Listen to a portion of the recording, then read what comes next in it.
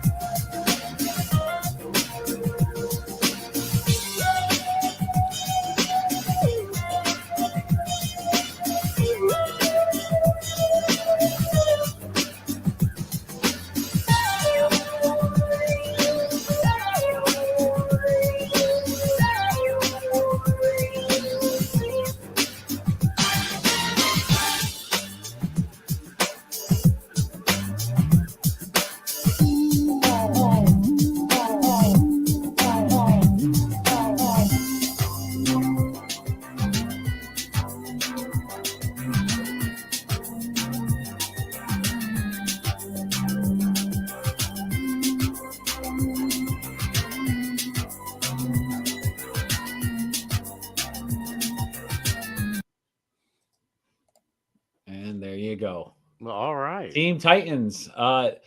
It's an interesting thing. When Easter weekend hits, everybody shifts to real estate. We have gotten multiple buyer leads this week. We have 2 houses going up on the market this weekend. They're up as coming soon right now. Showings begin Friday. We have a couple other listing appointments that we receive calls on, all in these last couple days. The gears are shifting into real estate mode. So kind of like our version of the Super Bowl right now. So everyone shifts. So if you are thinking about buying or selling a house, give us a call. There's a lot of changes happening as far as the market is just shifting. It's going into hyper gear. So if you're a buyer, especially, you need to go in with a plan, like the commercial Joe put together says. A lot of people, for some reason, when we talk to them, we tell them the importance of having our game plan up front. And everyone wants it's like such a typical response. People drag their feet. And then the house they want pops up. And they're like, oh, we got, and it's always on like a Friday evening or a Saturday. They're like, oh, I want to see this house. And we're like, did you get your pre-approval yet? Well, no, but I'll get it. I'm like, oh, it's the weekend. I hope your lender is working. And we go see it. They love it. And then they can't reach their lender. Thankfully, we have really good lenders we work with that do work weekends, but there's a lot of lenders that, especially if they're in the bigger banks, they're very hard to reach in off hours. So talk to us. I put our number in the comments, 586-232-5144. We have to, it's so important to have a buyer consultation first, because you may think you know what's going on in the market, but you don't. I'm telling you, the typical path is the buyer doesn't get their pre-approval like we ask them. They find the house they want, they miss out. Then they get pre-approved. We find the next house, but they don't want to bid in a strategy that works today. They want to use the strategy that worked 20 years ago, and they lose out because they're going 30 grand below asking price. Then the next house they miss out on because they just go a little below asking price. Then they miss out because they actually offer asking price. And then finally, the 5th or 6th house that they're attempting, they finally listen to our game plan and they finally win. So let's bypass all those losses and get you into your dream home right away. So Jill and I are here for you. We'll no obligation with the consultation, but it'll help you out a lot. Yep. And we're also sponsored by our publishing group, Bardstone Publishing, that Scott and Kevin and I work on. We'll be having some new stuff coming pretty soon because the trades are getting ready to be ordered. Of course, watch our shop. Here you can get current stuff available. If you've got Click Comics, this is going to be one of your last chances to start getting some of the individual issues from us as we're getting lower and lower. Some great sketch covers from Scott, a bunch of other stuff. We have just everything on there pretty much. Pins, cool stuff. So check it out there. Yeah, we're excited. The artist proofs look good. I'm in the process of getting the final order finalized. So hopefully today or tomorrow that will be finalized. So just working with our contact on that. So And the Can't pictures wait. that Scott shared with us of the artist proofs from this printer looked fantastic. Yes, yes, so excited for them. And actually, what was cool is we have another source. It's a very expensive source, but another source where we use for very low print runs, and the quality matches up great between the two. So very happy with the quality. And a good friend of ours, Mess Bucket Comics, also uses the same printing source here that we're going to be using. So it's pretty cool. Actually, what's funny is in the artist proof pack of all our issues, they included a copy of Dominic's Kilted Avenger. I think it's because that. So we're doing what's called offset printing, but the artist proofs are digital print. So I think they included that to show us the quality of the offset printing versus the digital. It was very comparable. So I don't expect too much of a difference. Yeah, the beauty of the offset printing is once they run that, reason they can't do a proof on that is you can't just start a printer that's offset up and then stop it. Once you start it, you got to let the run happen. So the beauty of it though is when we get the final product, everything is going to be consistently the same quality. Where with digital, you can have some fluctuations in the same run. Right. So this will be a lot more consistent with that. It's going to look fantastic. I'm excited about it. And we'll definitely have them. If we don't have them for Motor City Comic Con, which is the next appearance for Bardstone, San Diego Comic Con, we will have them there. Yep, But for sure. we'll have them online available also. So other than that, let's get talking about some other fun topics. I saw this week they released the first portal for the new Epic land that Universal's building in Orlando. It's the new theme park. That's so they have Islands of Adventure, Universal Studios, which I've taken Scott to several times. But one of the first lands they announced is the How to Train Your Dragon Isle of Berk. And the neat thing about what they're doing with Epic is it's all what they call portals. Like you walk into the first portal, that's the main area, and it's going to have some rides, stuff like that. Then each land will have its own portal. So we know there's going to be How to Train Your Dragon. There's going to be a Nintendo World. There's going to be the Dark World, which is all the classic monsters area. They're going to do a Harry Potter section, which is Ministry of Magic. So, but they released the information on this one here. Just some different things that look really cool. They're going to have all kinds of cool rides, things like that. There's one over on the top left there. It's like you're soaring around. It looks like a classics type ride. You see it like carnivals, things like that. They're going to have some stuff on the boats, roller coasters, just all kinds of really cool stuff. That mock-up of the roller coaster up above, one more up. Yep. It looks like it goes down into the water, like there's a waterfall, and you follow the waterfall down. It looks like. Yeah. It's I think it's this one here. So this would be this one here. So yeah, it's like you're going. Oh, it's basically you're riding over Berk on Hiccup's wing gliders. If you remember, Hiccup is the main character in these stories. That looks cool. Yeah, so there's gonna be a lot of. Now, of course, you would never ride it because it's a roller. Yeah, coaster. I was waiting for you to finish. I was gonna say, also looks like something I wouldn't ride. Which is a shame. We need to get you on some good drugs and get you on. I cannot do roller coasters. Up and down, I can't do. Round and round, I can go on anything that spins. Spinning doesn't bother me at all, but up and down does. Yeah, but the main park area that you walk into is going to be called Celestial Park. So it's basically a journey between worlds. And the way it's looking at, I haven't seen, of course, an official map. I believe the way it looks is, and of course, it's going to have its own roller coasters here too. So there's going to be a ton of stuff to do here. This park is going to be, I think, as big as the other two parks combined. So, but this thing called Starfall Racers looks really cool.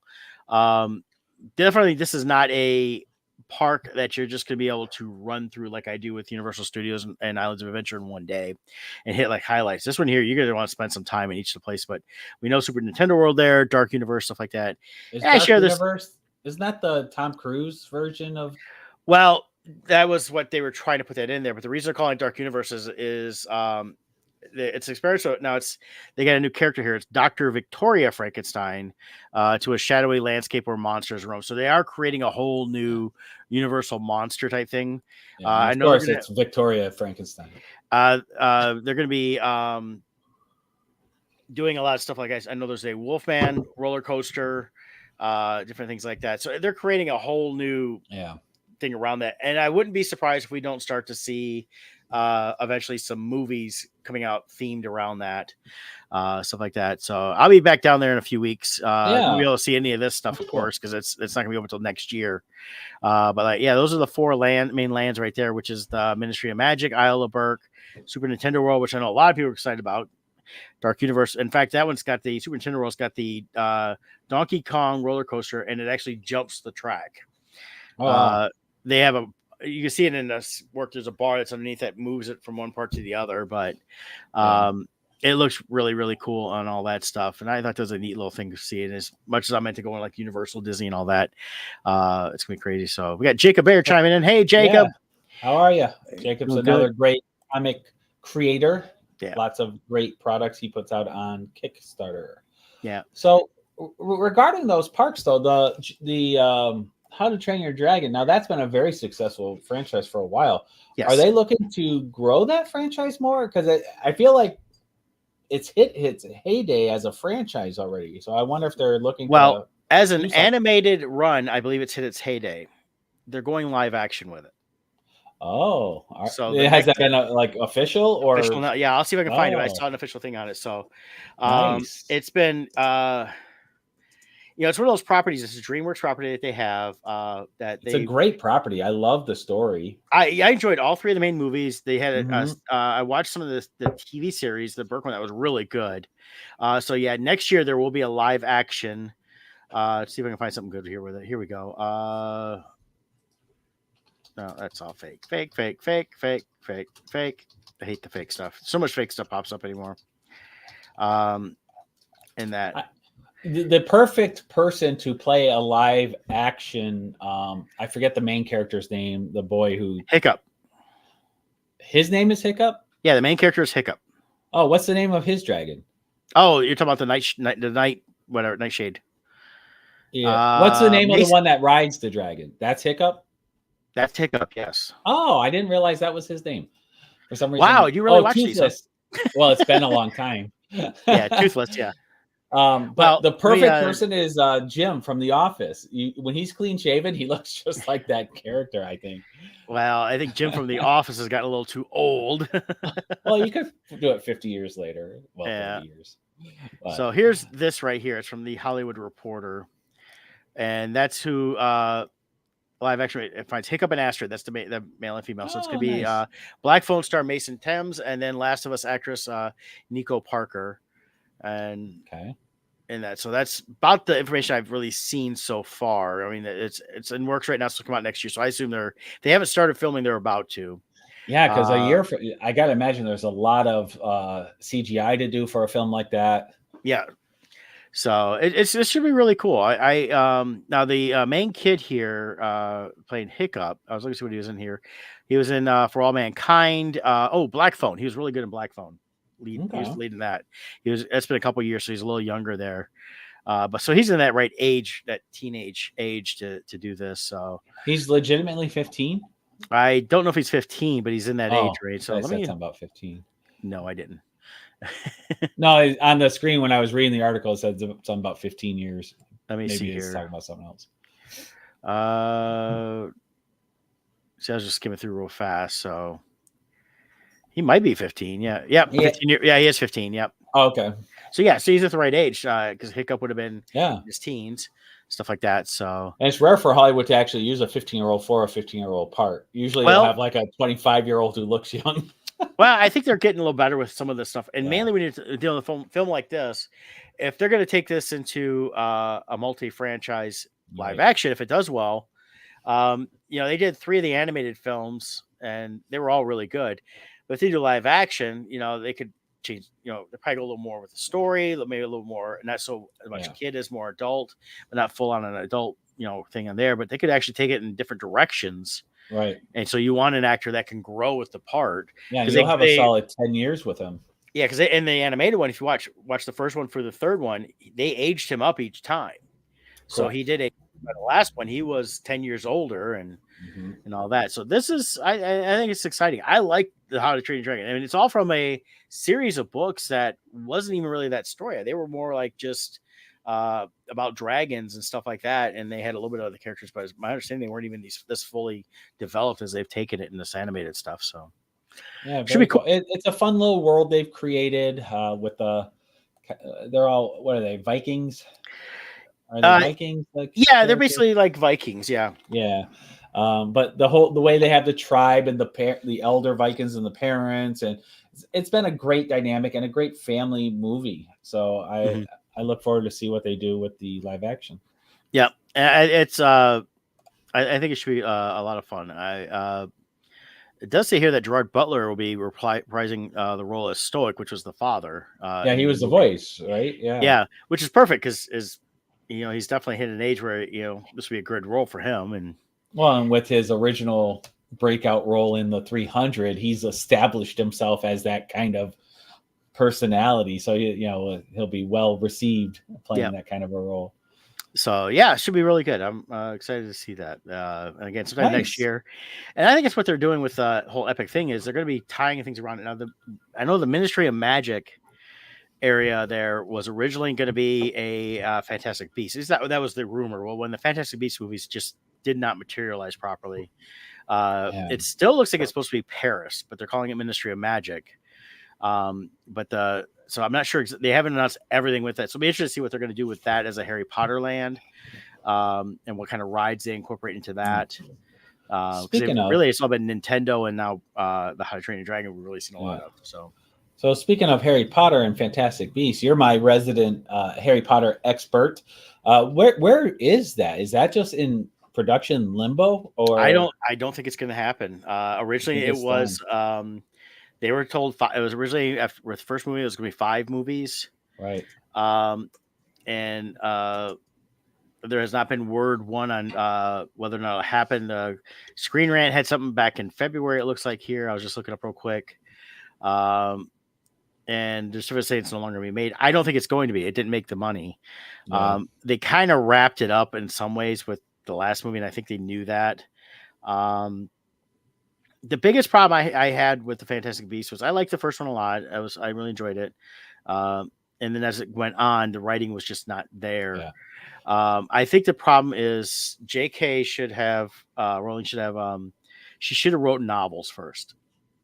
Yeah. And created these novels, did a rich story, but she wanted to write the screenplays. I don't think she's a screenplay writer, and that's the difference. She should have wrote some novelizations of these and then allowed the guy that she worked with before, I believe it's Steve Kloves, to work with her on the screenplay and adapt it that way. But then she could have more story in there. Yeah, and I also, to me, it feels like a lot like the DC franchise. I feel like Warner Brothers. It felt like they were throwing pasta at a wall and seeing what sticks.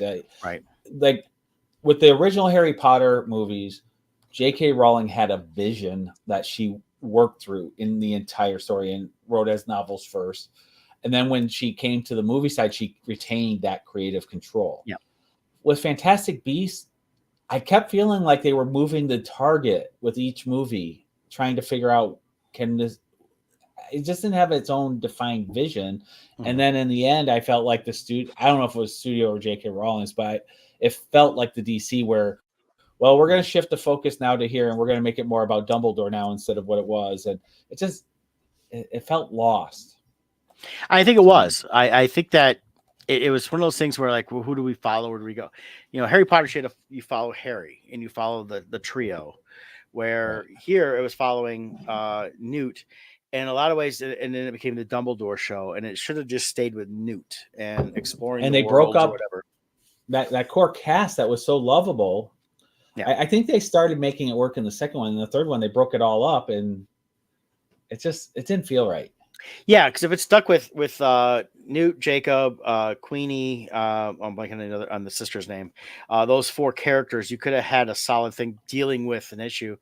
Creating the Grindelwald character, bringing them, and of course losing Johnny Depp because of a bogus lawsuit, which is proven not to be true. Then so they took him out, replaced him. I like Mads; he's fine, but he was a completely different type of character. It didn't feel the continuity didn't feel there. Yeah, having 3 different Grindelwalds through it in each movie really threw it all off too. Yeah. I think that really the biggest thing, like, again, goes back to she should have just wrote novels of these full stories. And then they adapted them, and they push on that, and that's. But so I think they're dead. I don't think we'll see any more of those. But they have announced that the TV series of Harry Potter will release in 2026 on HBO Max. Now that's it doesn't feel like it, but that'll be about 25 years after the first movie. Based on everything being released now, I'm not looking forward to it because I have a feeling they're going to play games with the casting choices, and I'm so tired of it. And I haven't seen anything with we'll that, so see. I'm not going to comment on any of that right now. I do know that they are working with J.K. Rowling, and regardless of what people may think or say about her, she still has control over that story, Right. and will not. And anything that major changes in story can happen would be Yeah. from her. And as she said with the Lost Child stage play, Crystal Lost Child, she never specified certain things about certain characters. So those things may change in certain ways, but not the way I think you're thinking. I think that it'll stay more to the story, but they're going to be able to Yeah. get deeper into the actual story of I the novel. So my irresponsible speculation is I think this will be her apology tour. She's going to make creative decisions to satisfy a certain segment of her I don't think critics. she will, because if you follow her on Twitter, you'll see she's not doing that now. She's not doing it now. I And I agree. don't and I don't think she'll do it then. I think she'll I stick to her hope guns and not. everything. I hope she does. She will stick to whatever her beliefs are, and whether you agree with them or not, that's going to be what Yeah. they are. She's not going to go and just change her story just to appease people, and the reason is she doesn't need to. Hmm. I mean, she is one of the wealthiest women in Hmm. England, and she has her Yeah. voice out there, and she puts out her whether you agree with her or Yeah. not. Is not the point here, but I think when it comes to the Harry Potter series, I'll be Yeah. excited to see it as long as they stick to the story. Right. I don't think they're going to be very, but they're going to be able to add more Yeah. stuff in. Having 8 to 10 episodes a season, they're going 10 years with it. Yeah. My So bigger concern isn't her; it's the studio backing her. again, she has creative control over that. Mhm. So that is the thing Yeah. that it's just like at Universal Studios in Orlando, and even wherever they have Diagon Alleys or Hogsmeades, they still have to follow rules that she puts into Correct. place. That's the So one thing the she did have, like this ironclad contract with them when good for her, because a lot of times when you're at that stage yeah, of building your franchise, you give all that up, and she retained it. yeah. So So like I that's said, I believe that whatever you're thinking you're seeing on this is false mhm. post. False stuff. The only thing that's been officially said was that she has met with the executive producers. They know that they have to basically go. She is Yeah, involved in uh, the way the production has to go with the story and everything else, yeah, how they do the production. She's not going to be on set every day or anything. She wasn't on set for the movies, right, but they still had to, anything that was in the movies that they did a slight change of, she had to approve. And a correct. lot of it had to do with storytelling with the movies, when putting a She was book into two and a also half involved hours. in 100% of the casting choices, wasn't she? Her thing wasn't the actual, not necessarily every bit of the casting of the people. Her thing was that all the major leads had to be British actors. British, That correct. was her thing there. She said, I want everybody to be British here. She didn't want to be, they didn't, and part of it was, and this is where I read some stuff. Robin Williams supposedly was tapped for, I think, Hagrid's of all things, but there's Huh. different talks of that.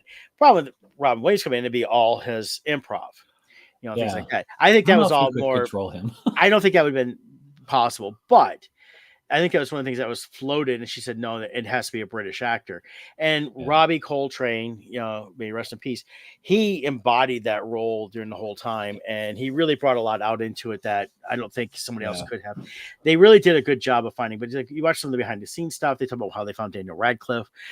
They found him working on a movie, a Charles Dickens type movie, yep, and they're like, "That's our Harry Potter." They could see it. They could see the despair yeah, and stuff like that. And even his parents at first didn't want him to do it, but they finally they talked, and he wanted to right. do it. But it was, again, his parents were also like, if you don't want to do it, you don't have to do it. But if you do, this is Yeah, what they're saying. it is interesting too with the casting of the three main kids. Yeah. Hermione, Harry, and Ron. How much each kid was that character in real life? I mean, Well, they, I think the they beauty of it was that when they cast for these kids, one, not just being around the ages of those characters to start, the books are kind of new, and yeah, so they got to know who those characters were really quick, yeah, and they only had a couple of 3 books out at the time, so there was a lot they were able to embody and go from there. But yeah, yeah, they really did embody the characters, and yeah. a lot of what you, It's going back and reading the books after the movies came out, yeah, you see what they did, but you also feel like what they brought as an actor now influences a little bit of how you yeah. read the books.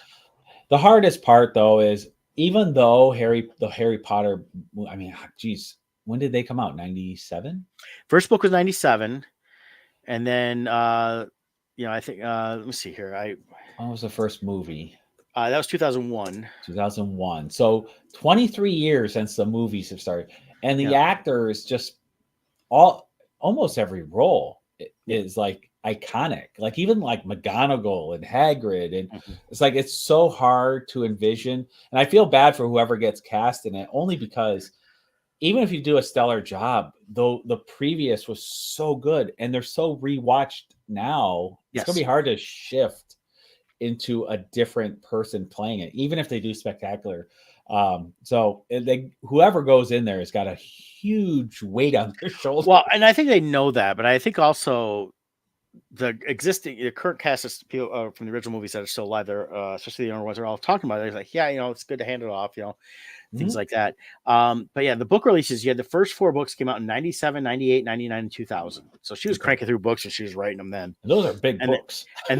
well, Goblet of Fire was the biggest one up to that point, and Yeah. then they were big after that. So it was like every 2 years through 2007. The movie releases was 2001 through 2010. So that because they had a little bit of gap here and there because of production and things like that. Yeah. So, um, but yeah, so when the TV series comes out, it's gonna be almost 25 years since the first movie. So I think that is, in a lot of ways, is a lot of time. The difference between 25 years as we look at it now versus when you and I were younger. Think about this. Think about a movie came out in the 60s. Let's say Willy Wonka came out in 71, I think it was. And you go 25 years later, well, that was 1996. Back then, it felt like a lot longer because part of it was, yeah, we could kind of rent it on VHS. We didn't have streaming, we didn't have the Right. internet.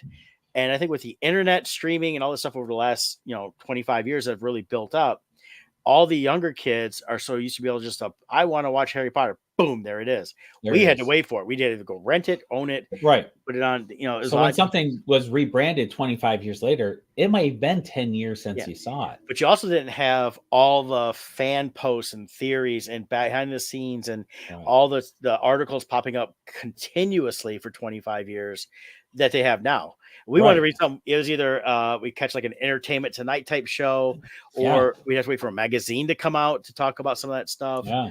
We didn't have the internet. Like, I'm curious about what so and so. I mean, I'm sitting here looking up all the stuff we need for information. I don't have to look it up in books. Right.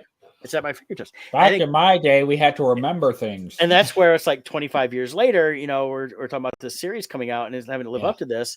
Um, yeah, it's definitely it's a remake, but it's also 25 years later. You look at a lot of remakes and stuff. A lot of them had only like 20, 25 years between remakes Yeah. and times. I So mean, back then, probably the only thing that would have, I'm sure there's a couple if you really stop and think about it, but the biggest one that would have been hard to reboot 25 years later would have been Star Wars, yeah, because that was something people did. They owned it on VHS, DVD, and would do regular rewatchings right. of. That might be the closest you could get to Well, I mean, something equivalent to now. you had the re-release in 97 of this with the special editions of Star Wars, Right. kind of revitalized the broader scape. But there was always us hardcore fans that we were reading the books, we were clamoring for more Star Wars. Around that time, it wasn't too long after that the guy that started the 501st created the 501st. Basically, it was as we had to build armor. I mean, there wasn't many people doing that in the 90s, and a few people wanted to, and they started wanting to build their own armor and all this stuff. And then you get the prequel movies, and that kind of really relaunched a lot of more of this. So we had toys coming back out again after we had during special edition, we had some toys, and then new toys coming out. And as adult collectors that were now had been kids that are now adults, they're like, I could buy the stuff I never had, and they Right. did. Yeah, so it's interesting how time has changed in that way. Like saying that they're rebooting it, it's like, but it's still fresh. But it's like, but it is 25 years old. but Yes. but it doesn't feel it. And they did such a good job on the filmmaking aspect of the original movies. One is they Yeah. got Chris Columbus, who is a fantastic director, and he brought a great, as DP and all them, they brought a great visualization of this. Yes. The thing that and I've said this for a long time, that the only way they could redo Harry Potter would be as a TV series, because there's no reason to go remake movies because they've already been done. TV series allow them to dive deeper into the subplots and stories. Yeah. And I would say, I hope they do. I'm hoping they don't just stretch out the same thing we've already seen. I want to see stuff like when, Hermione learns about house elves and she creates the SPEW, the Society of Protection of Elvish Workers. Yep. Things like that are good. There's a lot of other all these little things that weren't in the books. There's Yeah. things that were hinted at that when things happen, some people that never read the books are like, "Oh, why was this?" And you have to explain. Well, Right. in the book, there was like 3 chapters on this whole thing, and Right. Yeah. Really, uh, only the first movie really probably fully encapsulated the book, because the book was much smaller for the first book. it was, but at the same time, they But still changed some things. They changed how Voldemort was defeated at the end of the first book. You know how or I don't well, remember how he was there was some, defeated in the yeah, book. you could go back and read the books. There were some Yeah. changes in that, and there's a lot of it was very similar, but there was definitely some Right. changes here and there Yeah. for time wise, things like Right. that. But with the So other books, they became bigger and bigger and bigger. right, and as we get Yeah. through, and that's part of the thing when they talk about it's going to go 10 years. It's not because of the last book doing 2 movies. It's going to be like by the time they get to Goblet of Fire, that's probably going to be 2 seasons Right. because there was a lot of story in there A they lot. glossed over. Yeah. Then you get into the Order of the Phoenix, and that's gonna be more, and you're gonna have, and they're probably gonna be. I don't know if we're gonna see. Again, they haven't explained if they're gonna have like a definite, here's the end of this thing in the middle of at the end of each season, or are they gonna do like partial and then come back and then or how are we gonna jump around? Right. They also will deal. Hopefully, will deal more with when Harry goes home. There was some aspects of stuff when he went home he dealt with Yeah. A lot of the that we didn't see. Dursleys were cut out. Yeah, the Dursleys kind of a lot. There's Yeah. some scenes popping up recently, and it was when the Dursleys had to leave the home because it Mhm. wasn't safe. And Dudley at this point Harry had saved him from the Dementors. He had seen some things and realized that his folks were not right in the Right. way they treated Harry. And while it's mentioned in the Yeah. books that they never had the greatest relationship, it became a Christmas card every year type relationship. Yeah. But The they other had thing, more respect for each other. the other thing too is the benefit of a TV series now Mhm. is they can get into nuance that you couldn't do before because no one knew the ending. It Yeah. was a very secret ending. Only my understanding is Snape. Well, he had to know because there were Right. some things. There were some things Right. that he was doing that he questioned, and so J.K. Right. Rowling sat down with him Right. privately and explained how his entire story Right. arc goes. But now that the whole arc is known, you can get more nuanced in certain things. Like even like the Dursleys, for instance. I don't Yeah. know if this, and you can answer this, but I always see theories that the Dursleys were supposed to be kind of nasty people, but Harry being a Horcrux himself, that might have heightened. That was That. always some speculation that she never fully embraced. But Yeah. there's other stuff from the books. It's like there was times they didn't want to do it, and basically Dumbledore reminded the sister of some things and Yeah. clarified. There were some more interactions there than we saw in the movies. Yeah. And that's part of what the thing was. Even the final goodbye between his aunt, his mother's sister, and Harry, I really liked that ending in the book between their final goodbye. Yeah. Whereas the movie, I felt it was just it was kind of chopped up. It was, and they made them. I think they were definitely not the best of people, but they made them worse in the movies than they were in the book. There wasn't a complete redemption for them in the book, but there became more of an understanding. Right. And while Harry never, I think, would fully have forgiven them for everything they put him through as a child, for no reason, wasn't his fault. Right. There was some things he learned to understand, and they understood, and and things like that. And so I think that's stuff that they'll be able to explore a little bit more in the movies, the TV series. And that's where I think the series should do well, is if they do really get into it, we get more deeper into all the characters. Yeah. We learn a lot more that from the books that's not shown on the screen before. Yep. And so that's what excites me about it. And that's where also at the same time, I don't see J.K. Rowling changing anything. We may see some different casting choices, but similar to like they did with the Cursed Child. But that would be, I think, to the extent. I do not see her doing, as you said, an apology tour. Because if she was going to do that, she'd be doing that now because she's getting more and more flack. That's a good point. And she has not backed down one bit on her stance on a lot of things. And if people really read what she's saying, she's got her points, and whether you agree with it or not is not the discussion of this topic today. And you can go watch your own business and all that. But what's funny is the people who criticize her, she's actually on their side. It's like what she said wasn't controversial. Well, she doesn't agree with everything that's being done in certain ways in Scotland, where she lives at is her main focus. Right. And people worldwide have taken it as a different meaning. So they've extrapolated into something completely different. Yeah. So but that's it. Well, I'm looking forward to it. I'm looking forward to see how it goes. And it'll be interesting to see you know, when you're doing something like this, like, you know, you're a good storyteller and everything, and your background is in screenwriting, right? A That little bit, was yeah. your That's what I studied in um, college. Yeah. so if you were tasked with redoing this, like, do you go with a very different stylistic feel to really distinguish from what the movie, like what I think Hogwarts felt like there? I think the filmmaking aspect of it, I think definitely, well, they'll do new sets. That's a given. I mean, the Hogwarts castle itself is kind of iconic. You almost want to keep that as is Yeah. look wise. Plus, There'll they be a probably lot. don't want to have to redo the Universal Land.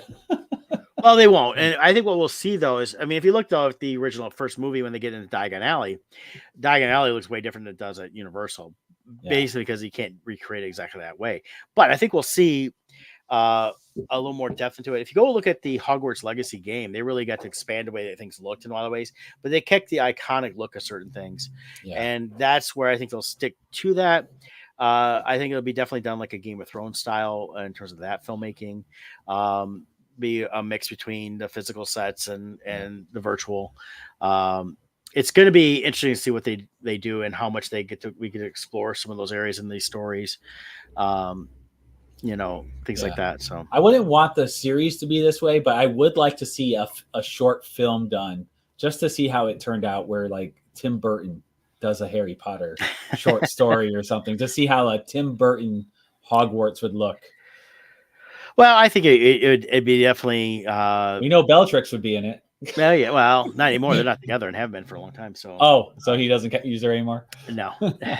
She's gone. Yeah. But no, I think if he did it, he'd want to do probably stop motion. I think it would, I think he, I would I I think would you go love watch to see that. go look at like Nightmare Before Christmas / Yeah. Corpse Bride. I think you would. That's what it would look like. I think he could do a fun stop Yeah. motion But Harry if he Potter. did a live action, probably look at Sleepy Hollow. Yeah, I You can know, see that. a little more muted tones, things like Yeah, I don't that. think he So would go Batman, like no, he with wouldn't. Gotham. That would be Yeah, too much over the top, maybe. yeah. So I don't know. It'd be interesting. Yeah. Be So interesting to see like different uh director, like stylized directors take on that world. yeah. Now I was wondering if you heard this week. This is sad. Gen V actor Chance Perdomo Oh passed away. yeah. Motorcycle accident. Yeah. 27. 27 is that age where it seems there's But been quite a few people have passed away over the years. yeah. So So when I heard about that, I didn't realize he was the one from The Boys. he was in They Gen had V. they The had spinoff. a picture of him from a different series he was in. That was Uh, the Sabrina series. Yeah. yeah, so I didn't realize it was him. Yeah. Yeah. Interesting. So That motorcycle. yeah, I really liked him in Gen V. He was Uh, good. they really set him up to be kind of the leader of that I felt like he series. had good range in his acting for Gen V. Yeah, he was great in Sabrina, the live action Mhm. Sabrina they did. Yeah. And that he was really just getting his career started, which is a shame. So Yeah. Yeah. there's a few other actors died this past week, but I saw him as one I was like, oh my gosh, that one really jumped out. So Yeah, it came out of nowhere. Like, what? yeah. Yeah, well, it was. I mean, and again, it was a motorcycle accident. I haven't heard too much of what happened, but Right. So he probably, well, let's see, the next season of The Boys, they filmed already, I believe. So the boys they were filming, but I don't know if they were in it. yeah. Well, they implied it, I felt, at the end, at least there'd be some tie-in, I felt, but I don't I was know. thinking that, yeah, I was thinking that we had the tie-in with what's his name? The Highlander. Highlander, yeah. And then tying that into that would be Highlander. Homelander. Homelander, yeah, I said Highlander. I said Highlander. Yeah, it's Homelander, yeah. So and then another one this week, and I'll try to find if I can find something on it. Lou Gossett Jr. passed away. Oh, I saw that yesterday. Yeah, 87. Got to meet him at Motor City Comic Con several years back. Yeah, he was very nice. And in fact, while I was waiting to meet him, Mom was with me that morning, and she talked to his son while I was waiting, and he was really nice. She introduced me to him after I come out. Looked just like his dad. So yeah, but definitely a great actor. He was still doing conventions. He was just at something a few months ago. I saw people posting, some other actors posting about that. We just saw him and this and that. Some say I called him last week. They were talking about doing some stuff with him still. And The iconic role for our generation that he was in, that is easy to not know he was in, was Enemy Mine.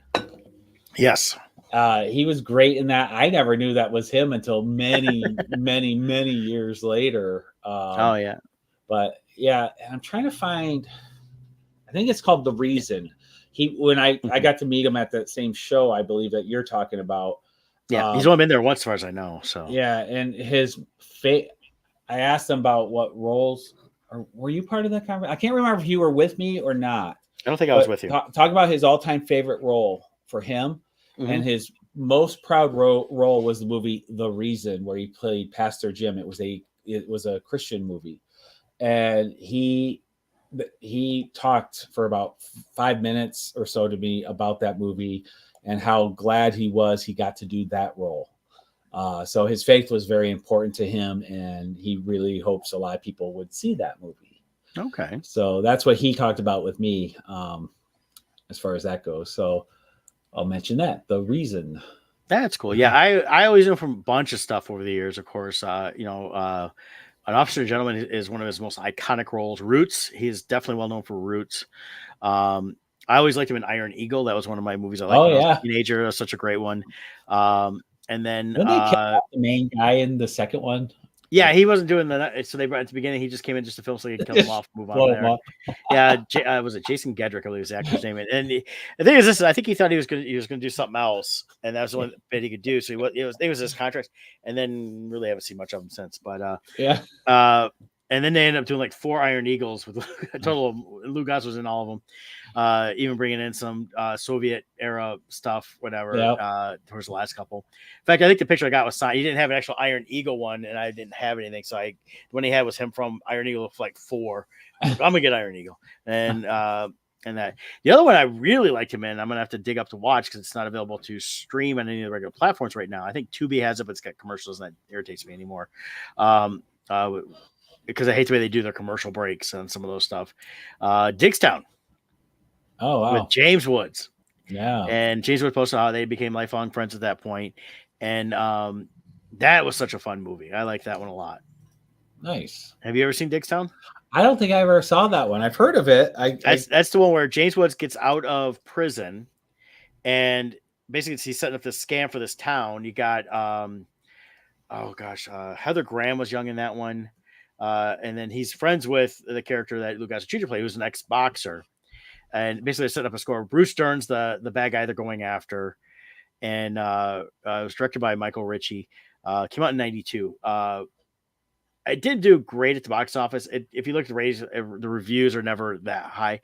Just a fun movie all the way around. It had a really good story, and James Woods was really good back then as kind of that slick kind of grifter type person in that. So definitely go check it out sometime if you get a chance. It's definitely a good movie, a fun one. This doesn't pop up enough anymore. Yeah. Oh, I forgot he was in Toy Soldiers. Oh yeah, he played the head of the school. Yep. That was a good one. I mean, he did. If you look at his roles, he's got, I mean, just a ton of. Oh yeah, he's been in so much. He's a legend in Hollywood. Oh yeah, I Really mean, is. he really was. He was someone that worked hard to get where he's at. He won Emmys for Roots, and then he won the Oscar. I believe he's the first African American to win an Oscar, and it was for Officer and Gentleman. But So yeah, he's still cranking out stuff here. And looking at IMDb, he's 1, 2, 3, 4, 5, 6, 7. He's got 7 credits just in the last 3 years, 4 years. That's a lot. yeah, he's got a voiceover work coming out soon. I saw something on that. Yeah. And then so I mean, he never stopped working, and I think Right. that shows you the the type of people that people want to work. He was in well, here we go. Upcoming, he's got IMDb shows he's got 12 upcoming things. Wow. He's in that movie If. He did a voice in that. Something called Soul to Keep, Awaken the Reaper, Capture the Flag, Redemption, Sin, A Scorched Earth was in pre-production, so he may not be in that now. Unplugged was in production. He did a voice. A few of the things were pre-production, so they may not popping as many in that, but he definitely's got like If is coming out, and a couple of things post-production. I think he's going to probably pop in there. But even just last year, he's on a show called Kingdom Business. He did The Color Purple, the movie that just came out. So his first credit is from 1957. So he was acting for 67 years. Yes, he was probably 20. Wow. Yeah, consistently. That's hard for an actor. Well, yeah, I mean, and you look at the stuff he did, and this is not including his stage stuff he did, like The Big Story, The New Girl. These are all smaller stuff in the late 50s, early 60s. Did A Raisin in the Sun was one of his big breaks, and then a lot of TV series stuff. And he was somebody you could tell as an actor that went from TV to movies rather flawless. Yeah. And for the longest time, of course, he was probably known a little bit, but he wasn't known quite long. And he did a lot of stage work even through the 60s and 70s. But really, it was the the Roots is what really blew up to get known by everybody, because that was the largest watch miniseries at its time. And then mid 70s, he was popping up everywhere on TV. $6 Million Man, The Jeffersons, Good Times, just tons of different things. Yeah, but once he did An Officer and a Gentleman and won for that basically cemented. Of course, after that, he followed it up with Jaws 3D. So, and then of course, 85 was when Enemy Mine came out. And then 86 Iron Eagle. I'm kind of pulling up Firewalker. That's another one that was good. It was him and Chuck Norris, Firewalker in 86. Yeah, so that's where he was really.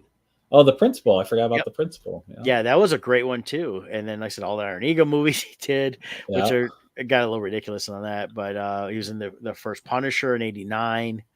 Then he's just go through just all kinds of stuff here and there. That's he was Dolph Lundgren one. Yeah, and he was a working actor. He worked. Oh yeah.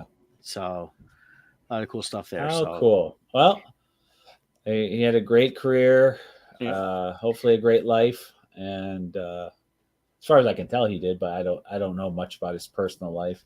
And it seemed that he was, had from what you can tell, a good life. So, but you've got something you were going to share too. We're going to get off the topic of dead celebrity. So, okay, so complete shift. Yep. Get off that link. We're going to take a hard left turn. Hard left turn. So this past week, we were out doing some showings kind of far out, and we stopped to have some lunch at a little restaurant. Very delicious restaurant. It's a little shawarma shop out somewhere.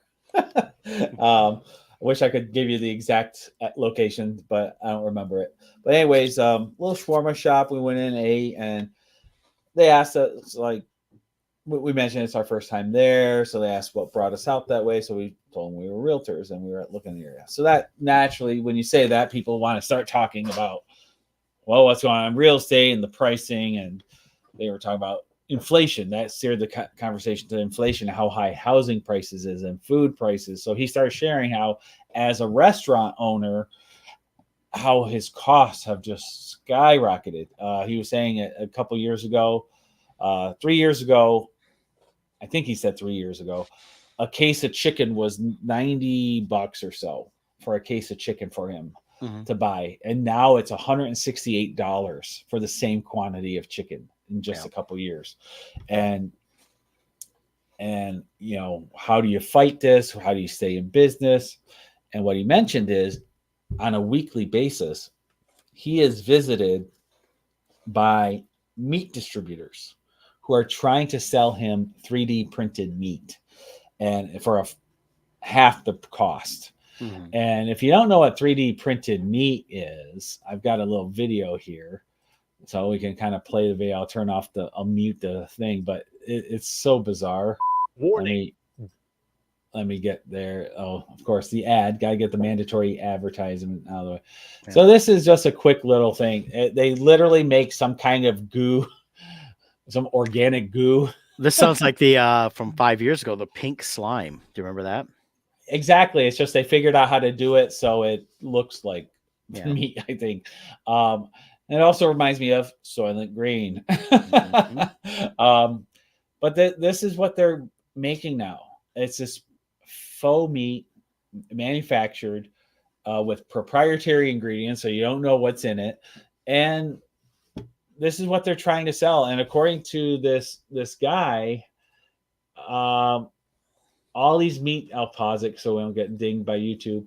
But this he's visited by these meat distributors trying to entice him to switch over. And he said he used to own a couple major franchises.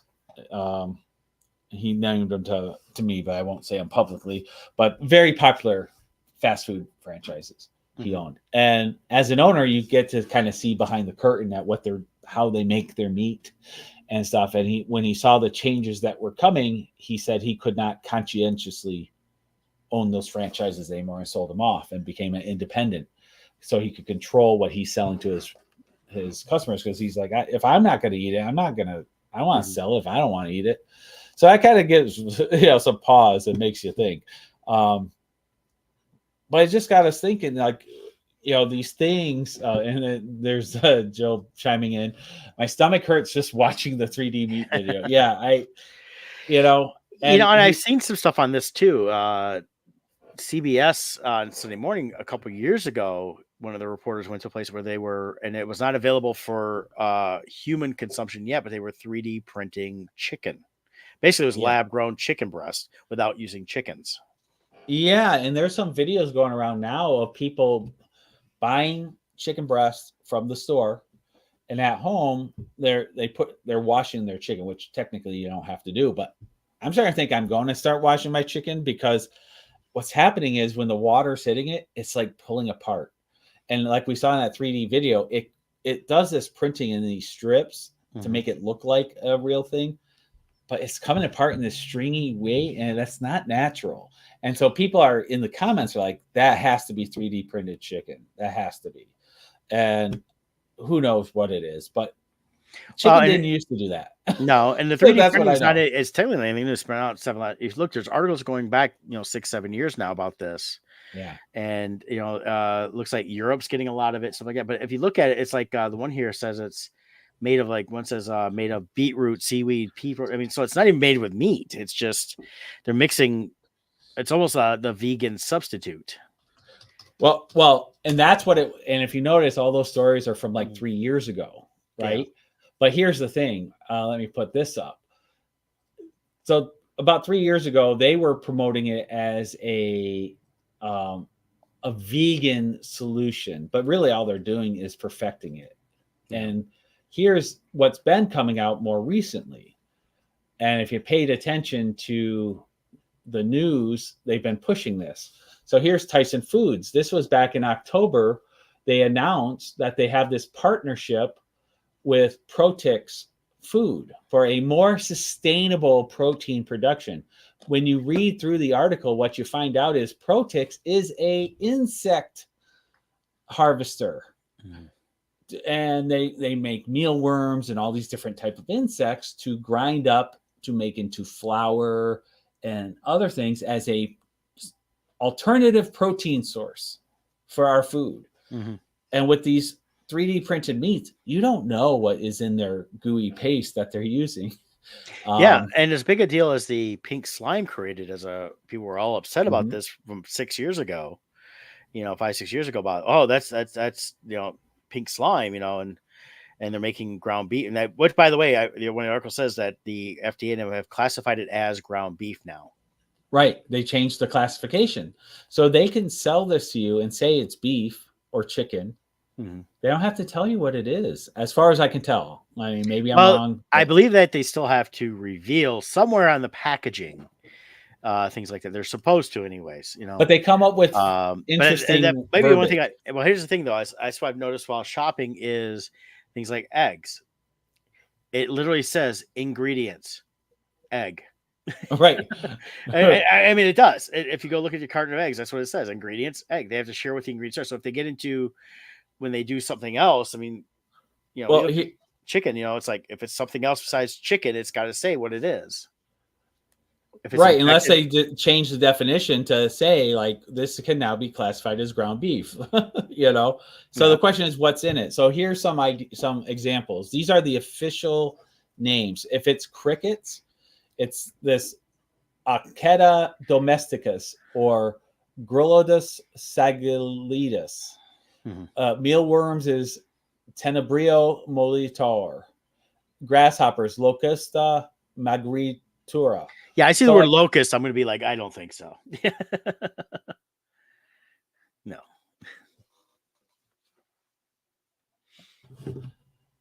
All right. Am I back? You're back. All right.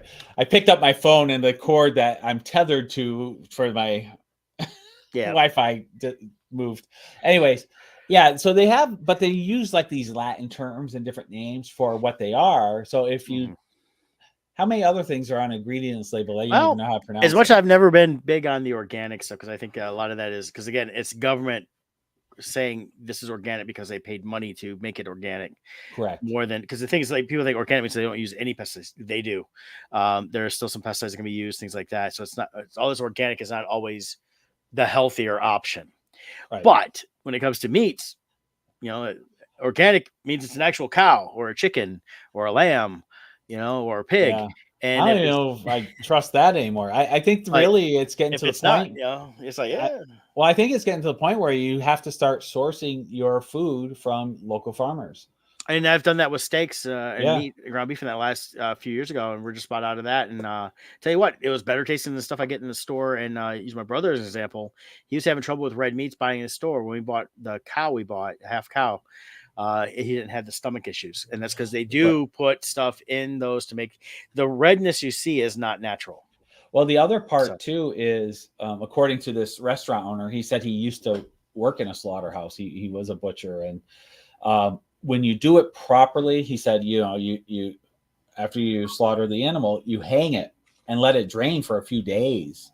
So that the blood is properly removed out, and then you process it. And he goes, the new way is they skip that part and they go straight to cutting it up. So it's not fully drained the way it's supposed to. They're adding additives to it and different things. And he's like, if you leave that meat out just after an hour, it's already browning and doing weird things. Whereas in the old way, when you did it properly, meat lasted differently. It wasn't like it does now.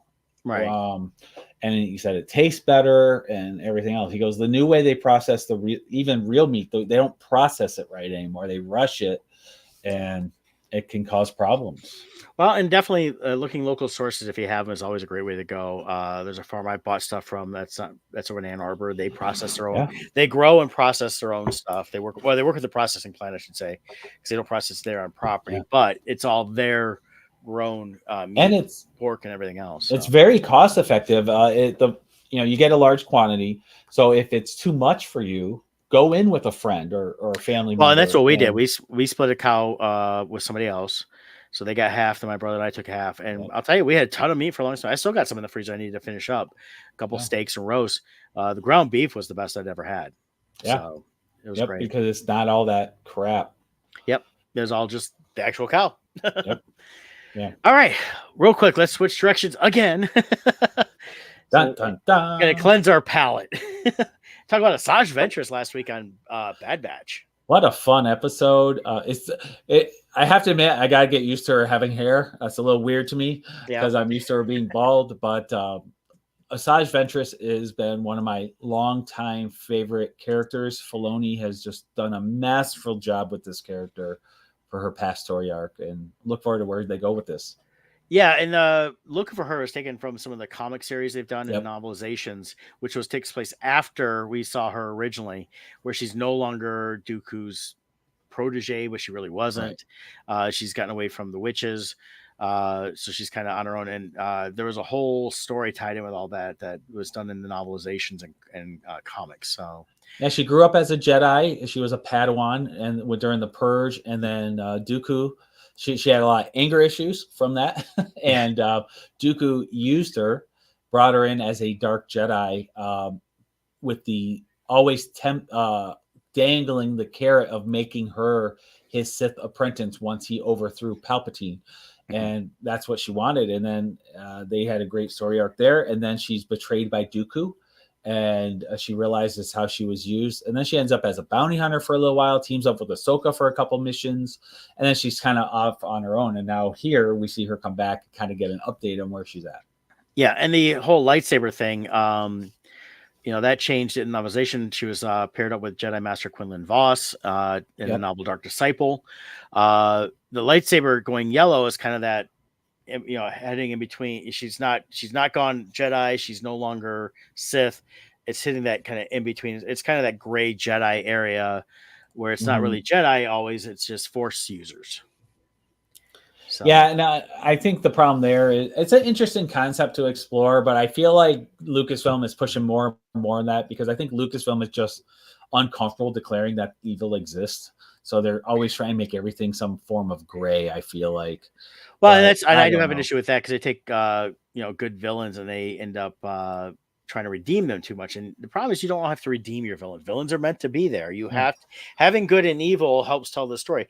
If the good people are battling the evil and then they're like, oh.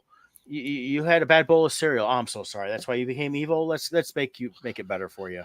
Yeah. Yeah. If you're evil, you're evil. It's okay. I mean, it's nice to have redemption arcs are nice. Don't get me wrong, but you can't do it for everybody. Well, if a redemption arc's good if your main character you start with is who you're following. Yes.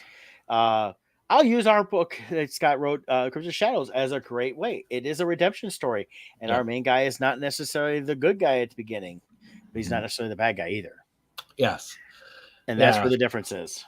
Even Disney has done this with their other franchises where, now Snow White, the witch, is pure evil, but now we have to care about her and she's really good and just misunderstood. And it's really Well, it's the same thing with the, Maleficent. yeah, that's what I'm talking. Isn't that Snow White or is that No, Maleficent's Sleeping Beauties. Sleeping Beauty? There you Yeah. go. Yep. But yeah, they had to, oh, she was just made this way because of the evil king.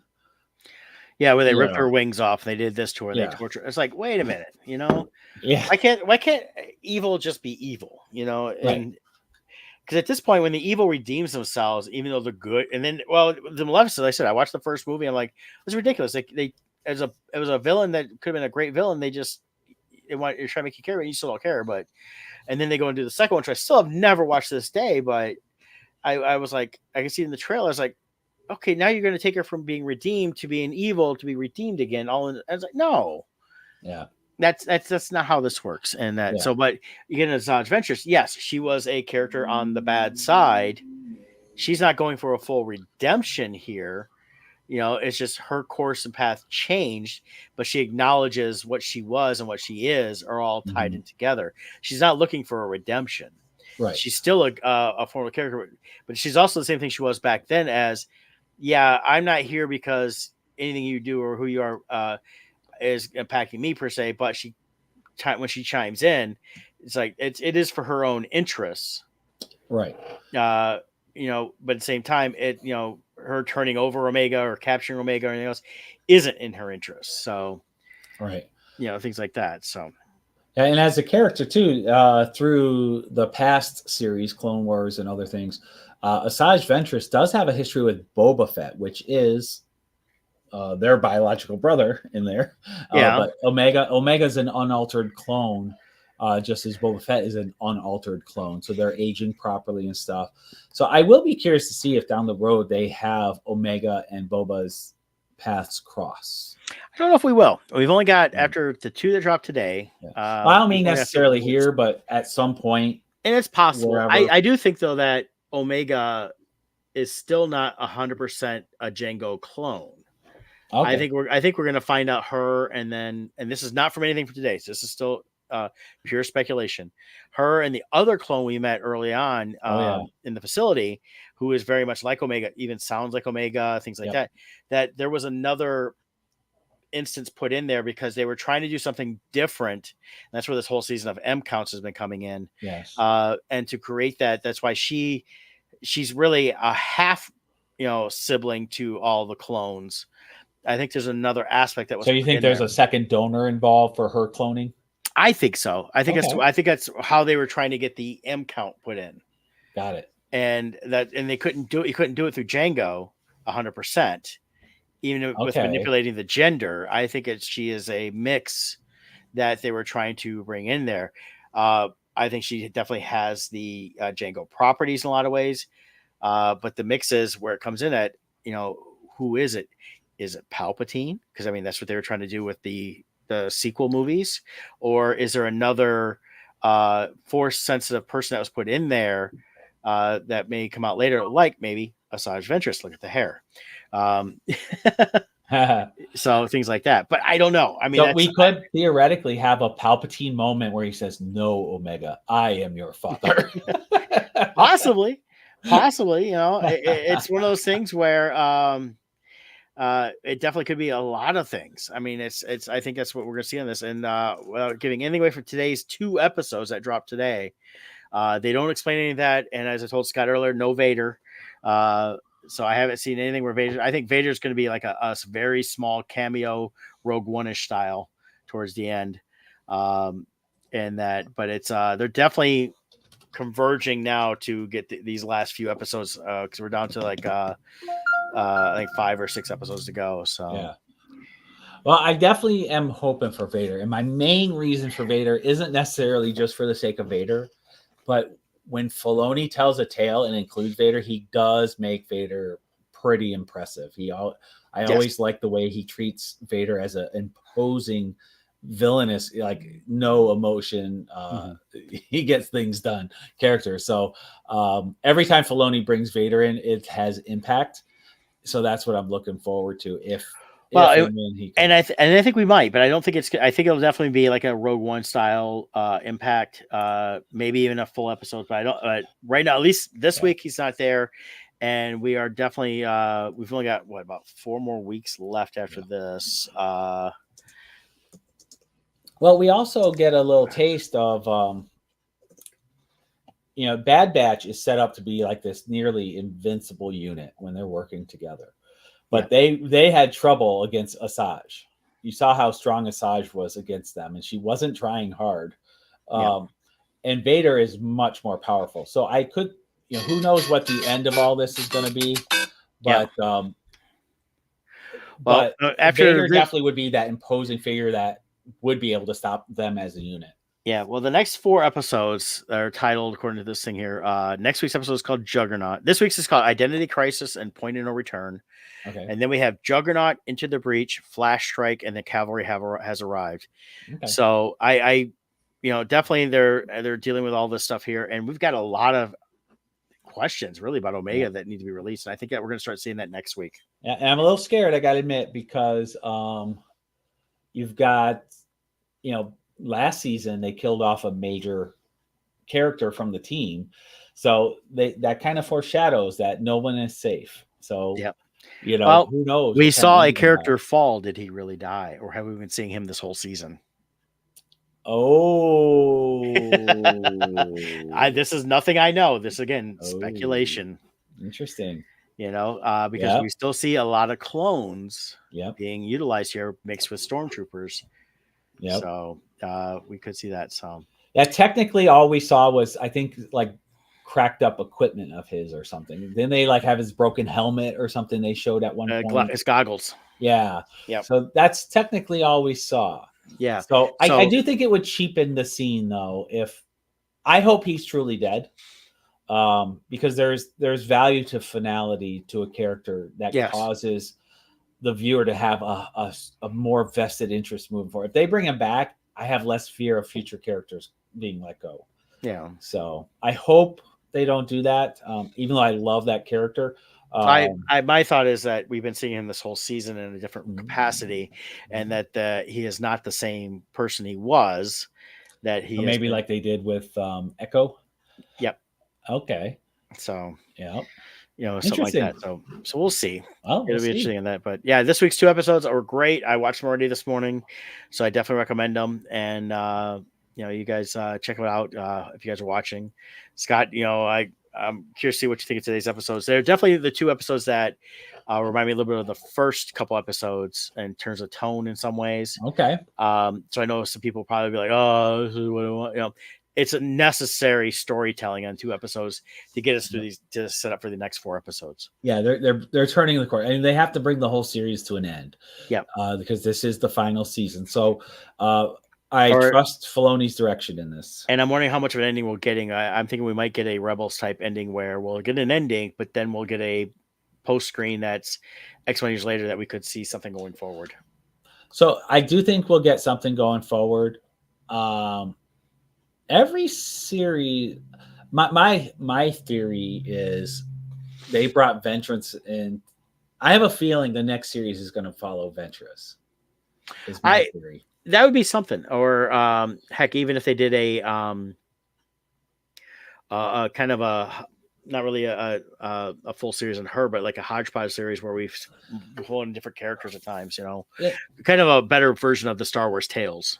Yeah. So Asajj Ventress as a character, though, in canon, they killed her off in canon, didn't they? She was killed in that book with Quinlan Voss. Is that one canon, though? I can't remember. Let's see here. That I don't know. Let's see. Asajj Ventress. I just don't remember if that book was considered. Well, when did it come out? 6 days. Asajj, here, I'll share this one. So this says her return breaks canon. So let's see what this one says. The Bad Batch final season shocked fans by confirming a canon break in Resurrection. So this was my understanding. I thought she had already died, so I was surprised she was in here. Okay. So let's see. The final season of Bad Batch came with one of the biggest shocks since Emperor Palpatine was somehow resurrected to be the main villain of Star Wars Rise of Skywalker. Sith assassin turned bounty hunter Asajj Ventress showed up to help Omega and Clone Force 99 get some answers to Jedi business. Just one problem. The last story told about Ventress prior to the beginning of the Imperial era ended with her death and her body being buried by Quinlan Voss and Obi-Wan Kenobi. So, however, it does mess with larger Star Wars canon. So, looks like they did away with her death. So, maybe they'll explain that she faked it or... Well, she died in 2000. The novel came out in 2015, Dark Disciple. Yeah. When did... well, that would have been current canon. Yeah, according to this, it was current canon. Yeah. When the battle returns, how did she die? Supposedly it was Dooku's force lightning while trying to save Quinlan Voss. Ventress was manipulated and pushed. She fell into the dark side, but she made her own choice, and light easily found her. Sorry, she was blah blah blah.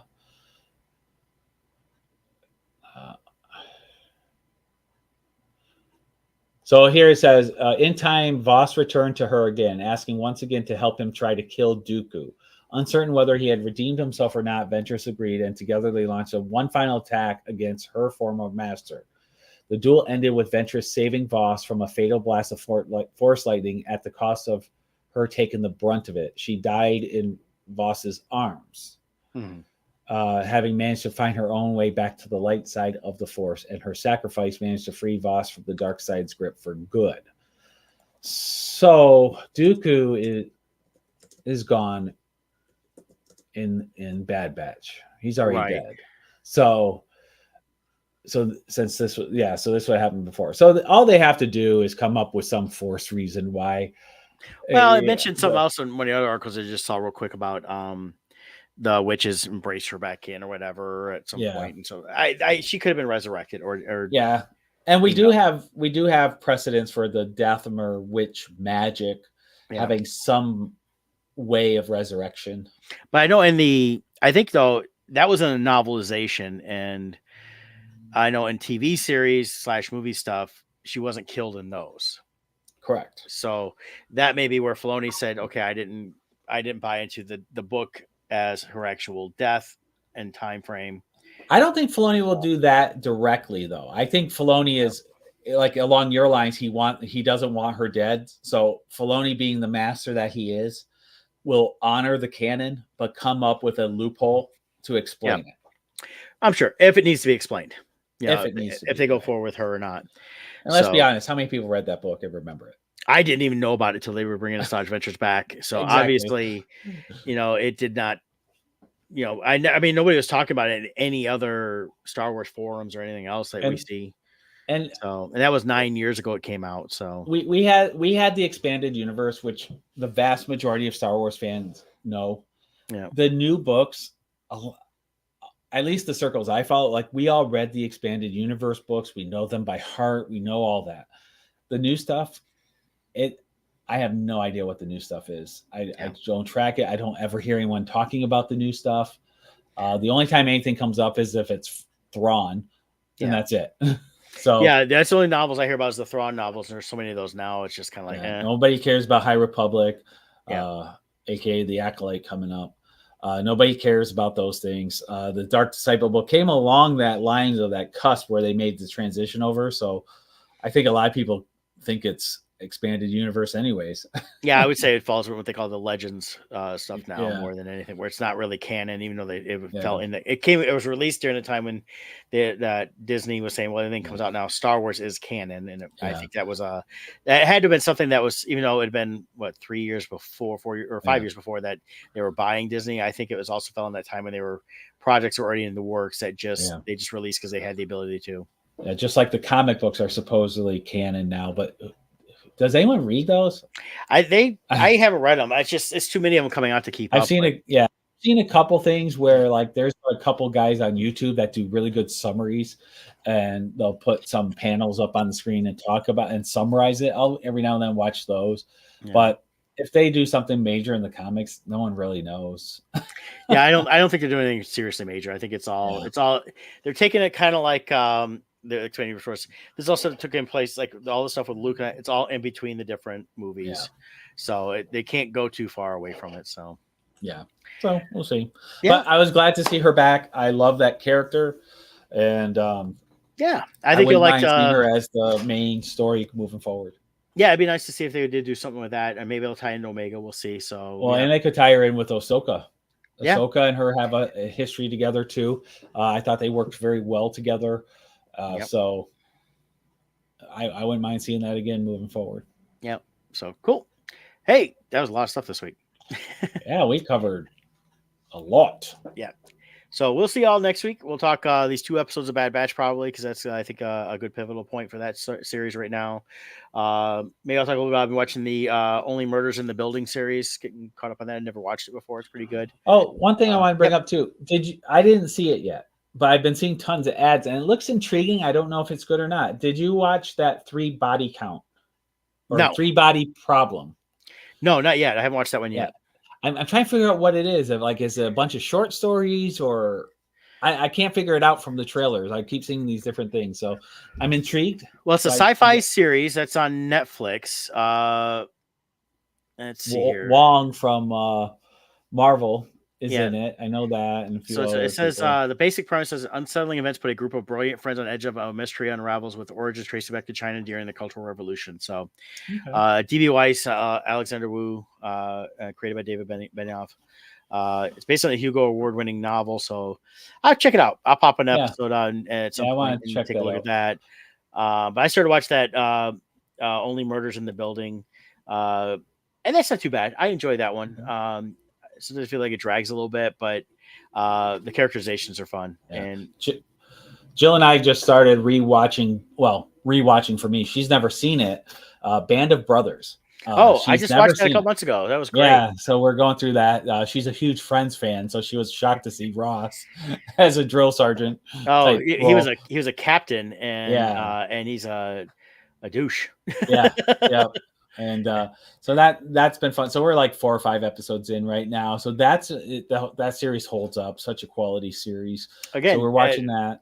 done very well. Spielberg Yeah, did that. Tom Hanks, and in yeah. line with It was you look at amazing. it was the Amazing the cast. Search for Private Ryan, all that stuff. They hold up because they were when you do a movie like those or a series where you don't try to change the timelines or anything like that. You're kind of following a certain line, and you put good production quality. It holds up. That's Oh why, yeah, like we so said good. earlier with Harry Potter stuff like that, production quality will allow stuff to be watched for Yeah. decades.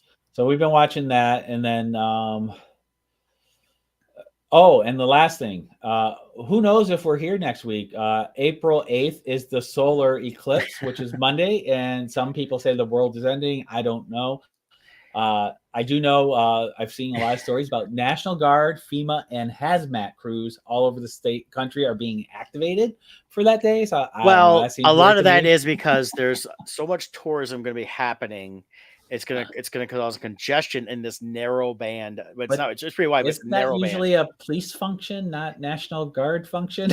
And Well, FEMA let me and put it this way: you have a police force in certain towns of like 30 people, and you yeah. have 50,000 people showing up out of nowhere. Yeah. Yeah, they're just. I think they're Isn't ready that just just in called case. the Arizona border? They're just. I think they're just. I think a lot of that is just they're actually just getting ready because Yeah. I think it's more of just a precaution for issues because of congestion of people. I'm not going down anywhere. Yeah. We're gonna get 99% here in Michigan where I'm Oh yeah. at. So I've got my glasses, but right now this is gonna be cloudy anyway, so it's just gonna get darker Yeah, and we're not just gonna see much. So, but if it clears up, I got my glasses ready. yeah, if it clears up, make sure you don't look directly at it. That's important. Yeah, go to your local store. They're selling all the Yeah. cardboard ones. I actually bought some nice physical glasses to wear that Yeah. are good. But I remember the one in August 21st of 2017. My birthday did it for my birthday. Was the last one that I got to see, and it was cool. It wasn't a totality one, but it was still cool to see it, and everything got a little hazier, darker type thing. So it's gonna be interesting seeing it. It's gonna, and as it comes out of it, it's like a 4-hour total thing between start to end. So Right. Yep. and totality is only like 5 minutes. So yeah, it's a brief window. Yep. So don't look up at it directly unless you have the right kind of glasses. Yeah. But if we're not here, I think I've heard it's not because of all the activations. It's because they said that the world itself is just going to blow up because, big fireball in sky. Now get covered. Isn't there a trick if you don't have glasses? Like you poke a little hole in a piece of paper and like look through the hole in the paper. With a box and stuff like that, and a whole pinhole type. Basically, it's like a pinhole camera. Yeah. So that way, when it comes in, you can look at one end without looking directly at it, and you can see the movement and stuff like that. Okay. So, yeah. Very cool. It's funner. Yeah, they're right now. You should Amazon. You can get it in time if you go on Amazon. They sell them there, or go to your local stores. I'm sure. I know Meyer around here has got them. So yep. All right, we'll see y'all next week. Well, if we're still here. Bye.